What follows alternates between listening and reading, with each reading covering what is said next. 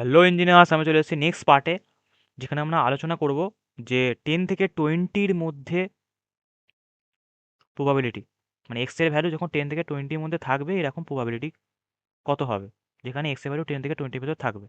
তাহলে এখানে রেঞ্জ বলে দিয়েছে, যখন আমি বলে দিয়েছিলাম কন্টিনিউয়াস র্যান্ডম ভেরিয়েবলে পিডিএফ পড়ানোর সময়, যে যখন এরকম কিছু লেখা থাকবে, যে রেঞ্জটা থাকবে সেই রেঞ্জে আমরা এফএক্সকে ইন্টিগ্রেট করব। তাহলে রেঞ্জটা লিখে নিই আগে, 10 থেকে 20। এফএক্স আমরা জানি, আগের প্রবলেমেই করলাম, মানে আগের পার্টেতেই 1/10 e⁻−x/10, যেহেতু 1/10টা ল্যামডা, তাই ওই পিডিএফের ফর্মুলাতে তোরা ল্যামডা থেকে 1/10 বসাবি, এরকমই দেখতে পাবি, মানে এরকমই হবে আর কি। পিডিএফটা হলো ডিএক্স একই হবে, আলাদা কিছু নয়, যেহেতু এখানে 10 থেকে ইনফাইনাইট নেই, তাই এটা ইমপ্রপার নয়, ডেফিনিট, তাই নর্মাল ইন্টিগ্রেট হবে। 1/10 কনস্ট্যান্ট বাইরে বেরিয়ে এলো, আর e⁻−e⁻mx এর ফর্মুলা হচ্ছে e⁻mx/m।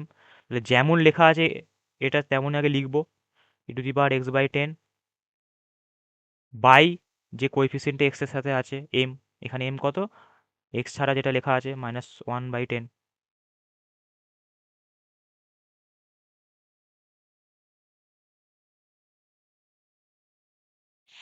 হলো 10 থেকে 20।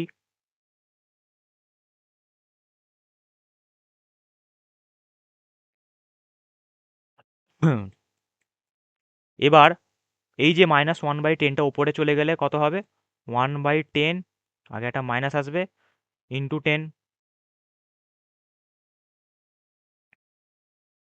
আর e⁻x/10 পড়ে থাকছে। এবার e⁻x/10-এ একবার x এর জায়গায় আমি 20 বসাবো,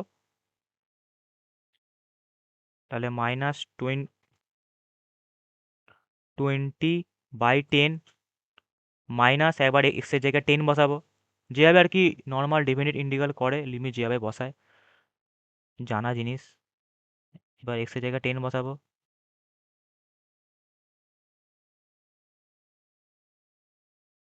তাহলে এটা কেটে যাচ্ছে,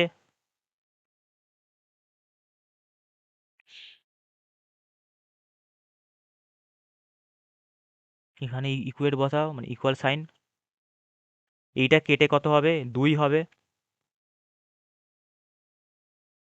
এইটা কেটে হবে 1 হবে, তাহলে মাইনাস e⁻−2 মাইনাস e⁻−1, তাহলে এটা হবে। এবার e⁻−2 তোরা ক্যালকুলেটারে করবি, এবং e⁻−1 ক্যালকুলেটারে করবি, করে যে অ্যান্সারটা আসবে সেটা হচ্ছে -0.23।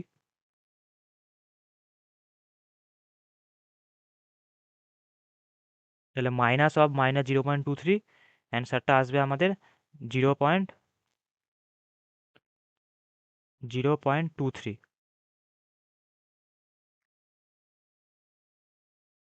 তাহলে বোঝা গেল, সিম্পল, যখনই এরকম রেঞ্জে বলবে তখনই পিডিএফটাকে, মানে এক্সটাকে ওই রেঞ্জে ইন্ডিকেট করবে, যে রেঞ্জে জানতে চাইবে প্রবাবিলিটি সেই রেঞ্জে এফএক্সটাকে, মানে পিডিএফটাকে ইকুয়েট, সরি, যে রেঞ্জটা জানতে চাইবে প্রবাবিলিটিতে সেই রেঞ্জে এফএক্স মানে পিডিএফটাকে ইন্ডিকেট করবি, তাহলেই প্রবাবিলিটি পেয়ে যাবে। এটা হচ্ছে ফর্মুলা। কখন তোরা ইন্টিগ্রেট করবি, কখন তোরা ডিস্ট্রিবিউশন ফাংশন থেকে করবি, সেই ভিডিওটা র্যান্ডাম ভেরিয়েবলের আন্ডারে আছে, সেইগুলো কিন্তু ডিস্ট্রিবিউশনের ক্ষেত্রে অ্যাপ্লিকেবল নয়। ডিস্ট্রিবিউশনের ক্ষেত্রে অনলি ইন্টিগ্রেট অ্যাপ্লিকেবল, ওটা অ্যাপ্লিকেবল হচ্ছে র্যান্ডাম ভেরিয়েবলের ক্ষেত্রে, ওটা কিন্তু কোনো রকম ডিস্ট্রিবিউশনের ক্ষেত্রে অ্যাপ্লিকেবল নয়, শুধু ইন্টিগ্রেট অ্যাপ্লিকেবল। বোঝা গেল? চ, তাহলে নেক্সট ভিডিওতে নেক্সট ডিস্ট্রিবিউশন, যেটা হচ্ছে গামা ডিস্ট্রিবিউশন, তার পিডিএফ নিয়ে চলে আসবো। পিডিএফের সাথে তাহলে পিডিএফ তো দেখে চেনাবো, গামা ডিস্ট্রিবিউশনের পিডিএফ কেমন হয়, আর একটা ছোট প্রবলেম করাবো, তাহলে হয়ে যাবে।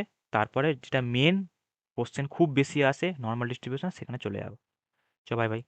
If I make you crazy, just take it easy.